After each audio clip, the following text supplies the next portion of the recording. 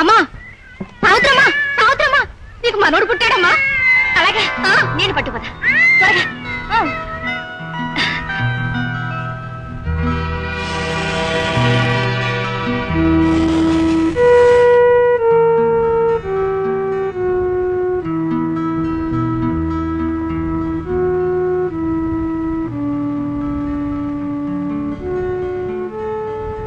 బాబాయ్ బాగున్నావా? ఎవడ్రా నీకు బాబాయ్?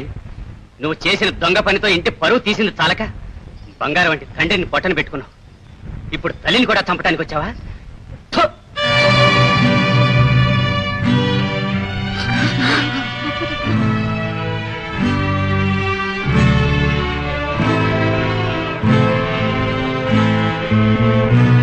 జైలు నుంచి వచ్చేసాడు. మనందరం తలుపు జాగ్రత్తగా వేసుకోవాలత్తా. దేవతలాంటి సావిత్రమ్మ కడుపున చెడబుట్టాడే అమ్మాయి. ఆ జగన్నాథం గారు పరువు తీసిన చాలక ఆయన ప్రాణాలు కూడా తీశాడు. పోపిస్తాడు. ఒరే కృష్ణ, ఇదేనా రావడం? బాగున్నావురా? నేను జైలు నుంచి వచ్చిన దొంగని. నువ్వు నాతో మాట్లాడితే నేను నీ ఊరి వాళ్ళు వెలేయచ్చు. వెలేగిలా మహామహా నాయకులే జైలుకి వెళ్ళి వచ్చారు. వాళ్ళని ఎవరు వెలేశారు? ఒకసారి గ్రహణం పట్టిందని ఆ తర్వాత సూర్యుడిని చూడడమే మానేస్తామా? నీ కేసు అంతేరా బ్రదర్. నీకు తెలుసో లేదో ఈ విషయం చెప్పాలంటే చాలా బాధ అనిపిస్తోందిరా. ఏమిట్రా అది? ఈ రోజు వర్ష పెళ్లి జరగబోతోంది.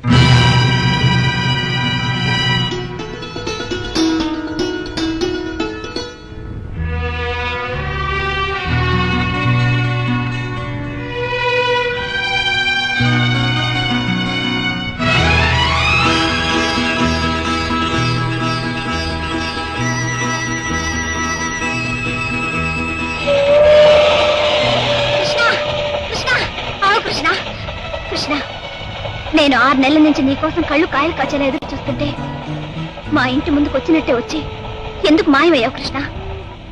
ఏమిటి కృష్ణ?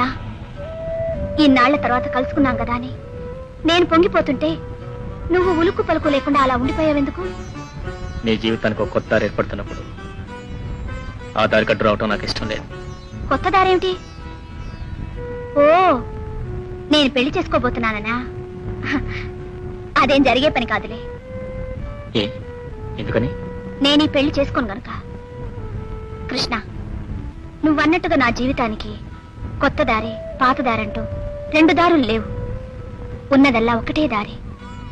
ఆ దారిలో నువ్వు నేను అంతే. వద్దు ఉషా, నేను నడిచే దారిలో అన్ని రాళ్ళు ముళ్ళే ఉన్నాయి. ఆ దారిలో నడవాలని కోరుకోవద్దు. వద్దు. కృష్ణ, నీ ఉద్దేశం ఏమిటో నాకు అర్థం కావటం లేదు.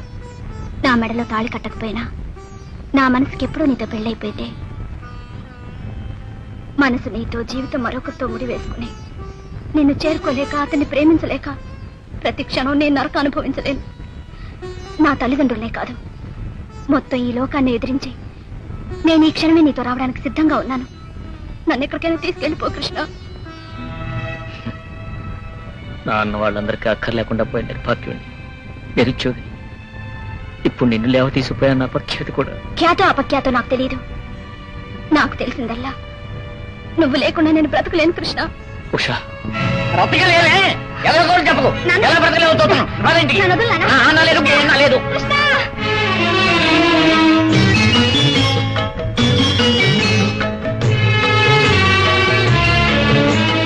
ఇదే ఇదే జీవితం,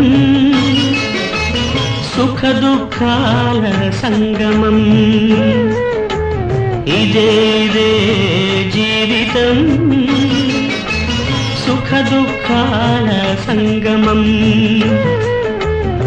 దీనికేది ఆది అంతం, నీకు నువ్వే జీవితాంతం. ఇదే ఇదే జీవితం, సుఖ దుఃఖాల సంగమం. యాండి యాండి యాండి, మీ తమ్ముడు వస్తున్నాడండి. జైలు నుంచి రిలీజ్ అయ్యాడనమాట. ఏడి అడిగో. ఫోన్లే సత్య, నాన్నగారు పోయాక నేను ఒంటరివాడిని అయిపోయాను. ఇప్పుడు తమ్ముడు తిరిగి వస్తే ఇద్దరం కలిసి హాయిగా ఉండొచ్చు. మీరు నిజంగా హాయిగా ఉండాలనుకుంటే మీ తమ్ముడు మన ఇంట్లో ఉండకూడదు. ఏ? ఒకసారి దొంగ బుద్ధి ఏర్పడిన తర్వాత అదంత సామాన్యంగా పోదండి. మునుపంటే మీ తమ్ముడిని మందలించడానికి మీ నాన్నగారున్నారు. ఇప్పుడు మీ నాన్నగారు లేరు కాబట్టి మీ తమ్ముడు మరీ చెలరేగి తిరిగితే రేపు అతని బుద్ధులు మన అబ్బాయికి అబ్బచ్చండి. అదే కాకుండా మీ దొంగ తమ్ముడు తెచ్చి ఇంట్లో పెట్టుకుంటే మీరెంతో కష్టపడి సంపాదించిన ఉద్యోగానికే ముప్పు రావచ్చు. యాండి, నేను ముందు చూపుతో ఆలోచించి చెప్తున్నానండి. మన మంచికే కానీ మీ తమ్ముడి మీద పగుంది కాదండి. వెళ్ళండి, వెంటనే మీ తమ్ముడి దగ్గరికి వెళ్ళి అట్నుంచి అటే వెనక్కి పంపించేయండి. అది కాదు సత్య, అమ్మకి తెలిస్తే బాధపడుతున్నావు. మరి అత్తయ్య ఇంట్లో లేరు కానీ మీరు వెళ్ళండి. ఈ పుస్తకం ఎలవండి, మీరు వెళ్ళండి. త్వరగా వెళ్ళమంటుంటే వెళ్ళండి. తమ్ముడు! అన్నయ్య, అన్నయ్య, తమ్ముడు, అన్నయ్య, తమ్ముడు, నాన్నగారు. తెలిసిందన్నయ్య, నాన్నగారి ఆఖరి చూపులకు కూడా నోచుకునే దురదృష్టవంతుడిని. ఊరుకో తమ్ముడు, ఊరుకో. అమ్మ ఎలా ఉందన్నయ్య? అమ్మ సంగతి ఏం చెప్పంటావు తమ్ముడు? నాన్నగారు పోయిన దగ్గర నుంచి అదో రకంగా అయిపోయింది. అలాగా? అవును తమ్ముడు. అందుకని ఇప్పుడు నువ్వు అమ్మని చూడకుండా ఉండడం చాలా మంచిది. ఎందుకన్నయ్య? ఏ? నాన్నగారి చావుకు నువ్వే కారణమని అమ్మ ప్రతిక్షణం బాధపడుతూనే ఉంది. నీ ముఖం జన్మలో చూడని చచ్చిపోయిన నాన్నగారి మీద ప్రమాణం చేసింది. అందుకని నువ్వు అమ్మను చూడకుండా ఉండడం మంచిదేమో తమ్ముడు. అర్థమైందన్నయ్య. అమ్మకు నా ముఖం చూపించే అర్హత పోగొట్టుకున్నాను. ఇప్పుడు కనిపించి అమ్మని చంపుకుని రెండో పాపం కూడా మూట కట్టుకోలేను. మన ఇంటికి ఈ ఊరికి సంబంధించినంత వరకు నేను చచ్చిపోయినట్టే. అమ్మని జాగ్రత్తగా చూసుకో. నేను ఇక్కడికి వచ్చినట్టు కూడా అమ్మకు చెప్పొద్దు. తమ్ముడు, వస్తా.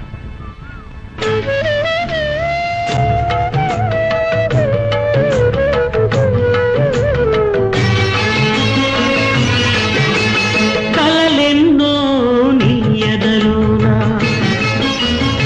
కలతలెన్నో రాతలోనా, కలలెన్నో నీ ఎదలోనా, కలతలెన్నో రాతలోన, ఎడబాటే నీకు లిఖితం, నగుబాటే నీకు ప్రాప్తం, నిలువనేక నడవనేక వెంటాడుతున్నది దైవం, వెంటాడుతున్నది దైవం. ఇదే జీవితం, సుఖ దుఃఖాల సంగమం.